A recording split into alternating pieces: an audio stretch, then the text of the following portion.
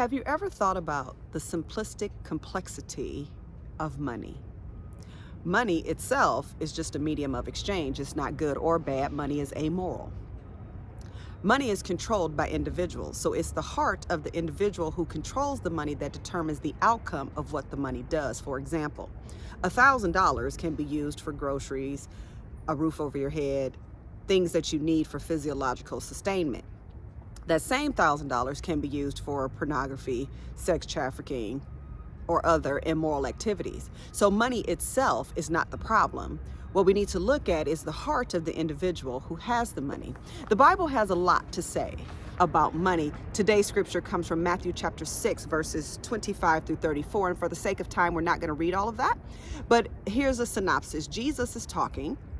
And he says, why are you worried about simple things? Why are you worried about what you're going to eat and what you're going to drink? If you worry about these things, is it going to change any measure of your life? Is it going to make you taller? Is it going to add time to your life? Like, it's not going to do anything. And if you think about the birds, they don't worry about how they're going to be sustained every day because God cares for them. Same concept. We live in a society where working is part of what we do. It is okay to have a job. The Bible tells us that working is something that we should do. We should be productive with our hands. The contrast to that is that we have to recognize God is the source. Your employer, or if you're an entrepreneur, if you're self-employed, whatever, the way you get money is simply because of God being the source of where that money comes from into your life.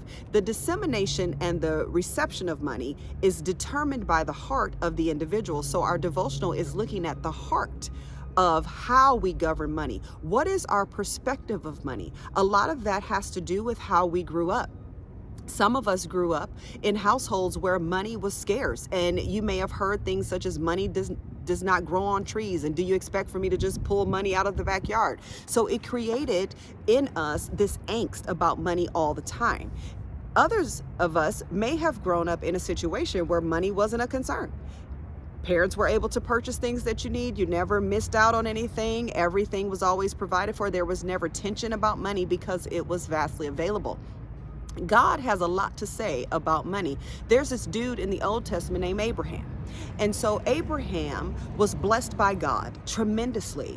In Deuteronomy, there's a scripture in chapter 8, and it talks about that God gives us the power to get wealth to establish his covenant in the earth. Well, what is his covenant? We have to go back to that dude Abraham. Through Abraham, God promised that all nations of the earth would be blessed. Well, how does that happen?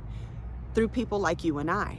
When you and I have a right perspective of money, when we understand God's design for money, then we are blessed to be a blessing. We are able to help others who are in disenfranchised situations. We are able to support the needs of widows and orphans and populations where they may not have yet grabbed hold of those promises that God has for them. We have to be the light to help people understand that money itself is not the problem, it's the heart. So the better we are able to govern how we use money and how we change our perspective of money, then we're better able to help others. As you go through your daily responses and you think about your prayer, how do the verses that you're going to read in your devotional for this for today, how do those verses align with your view of money? Do you see money as a positive means to being able to establish God's covenant in the earth?